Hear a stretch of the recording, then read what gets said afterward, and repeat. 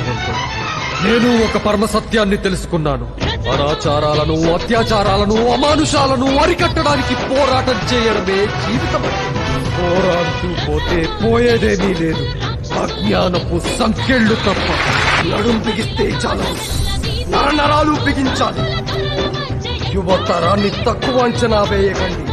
వాళ్ళు శక్తి క్షేత్రాలు, చైతన్య ప్రవాహాలు. ప్రేమించడం వాళ్లకు మాత్రమే తెలిసిన బ్రహ్మ విద్య.